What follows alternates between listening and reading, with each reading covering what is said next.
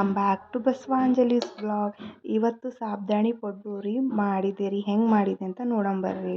ಸಾಬ್ದಾಣಿನ ನೆನೆ ಹಾಕ್ಬೇಕ್ರಿ ಚಂದ ಸಾಫ್ಟ್ ಆಗೋವರೆಗೂ. ಆನಂತರ ಅದಕ್ಕೆ ರೀ ಈರುಳ್ಳಿ ಹಾಕೋಬೇಕ್ರಿ. ಬಾರೀಕ್ ಕಟ್ ಮಾಡಿಕೊಂಡು ಈರುಳ್ಳಿ, ಖಾರ ಎಷ್ಟು ಬೇಕು ಅಷ್ಟು ಮೆಣಸಿನ್ಕಾಯಿ ಹಾಕ್ಕೋಬೇಕ್ರಿ. ಆನಂತರ ಕೊತ್ತಂಬರಿ ಸೊಪ್ಪು ಸ್ವಲ್ಪ ಬರೀಕಾಗಿ ಕಟ್ ಮಾಡಿಕೊಂಡು ಕೊತ್ತಂಬರಿ ಸೊಪ್ಪು ಹಾಕ್ಕೋಬೇಕ್ರಿ. ಆನಂತರ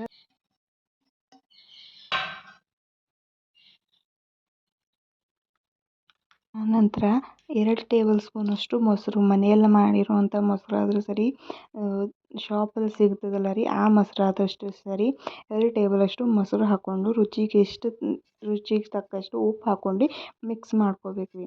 ಚೆನ್ನಾಗಿ ಎಲ್ಲನೂ ಹೊಂದ್ಕೊಳ್ಳೋವರೆಗೂ ಮಿಕ್ಸ್ ಮಾಡಿಕೊಂಡು ಅರ್ಧ ಬೌಲಷ್ಟು ರವೆ, ಉಪ್ಪಿಟ್ಟು ರವೆ ಇರ್ತದಲ್ಲ ರೀ, ಅದು ಬರೀಕೊಂದು ರವೆ, ಅರ್ಧ ಬೌಲಷ್ಟು ಬಾರೀಕ್ ರವೆ ಹಾಕ್ಕೊಂಡು ಚೆನ್ನಾಗಿ ಮಿಕ್ಸ್ ಮಾಡ್ಕೋಬೇಕು. ರವೆ, ಸಾಬ್ದಾಣಿ ಹಾಕಿರುವಂಥ ಎಲ್ಲ ಇಂಗ್ರೀಡಿಯೆಂಟ್ಸು ಚೆನ್ನಾಗಿ ಮಿಕ್ಸ್ ಮಾಡ್ಕೊಳ್ಬೇಕ್ರಿ.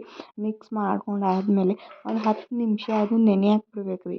ಚಂದನಾಗಿ ನೆನೆಯಕ್ಕೆ ಬಿಡ್ಬೇಕ್ರಿ. ಹೀರ್ಕೋಬೇಕ್ರಿ ಎಲ್ಲನೂ, ರವೆ ಅದೆಲ್ಲನೂ ಹೊಂದ್ಕೋಬೇಕ್ರಿ. ಅಲ್ಲಿವರೆಗೂ ಚೆನ್ನಾಗಿ ನೆನೆಯಕ್ಕೆ ಬಿಡ್ಬೇಕ್ರಿ.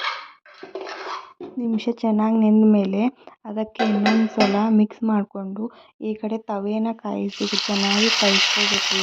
ಕಡ್ಡಿ ತವೆನ ಚೆನ್ನಾಗಿ ಕಾಯಿಸ್ಕೊಂಡು ಆಯಿಲ್ ಹಾಕಿ ಚೆನ್ನಾಗಿ ಕಾಯಿಸ್ಕೊಂಡಾದ್ಮೇಲೆ ಪಡ್ಡು ತವೆಯಲ್ಲಿ ಸಾಬುದಾನ ಪಡ್ಡನ್ನ ಹಾಕಬೇಕ್ರಿ. ಚೆನ್ನಾಗಿ ಎಣ್ಣೆನ ಹಾಕಿ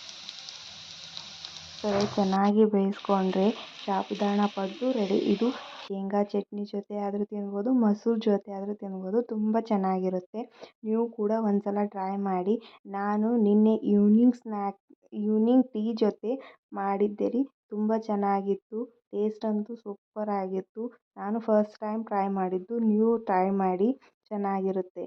ಈ ವಿಡಿಯೋ ನಿಮ್ಗೆ ಇಷ್ಟ ಆದರೆ ಲೈಕ್ ಮಾಡಿ, ಶೇರ್ ಮಾಡಿ ಮತ್ತು ಕಮೆಂಟ್ ಮಾಡಿ. ಸಬ್ಸ್ಕ್ರೈಬ್ ಮಾಡೋದನ್ನು ಮರಿಬೇಡಿ. ಮತ್ತೆ ಸಿಗೋಣ ಮುಂದಿನ ವ್ಲಾಗಲ್ಲಿ. ಬಾಯ್. Thank you.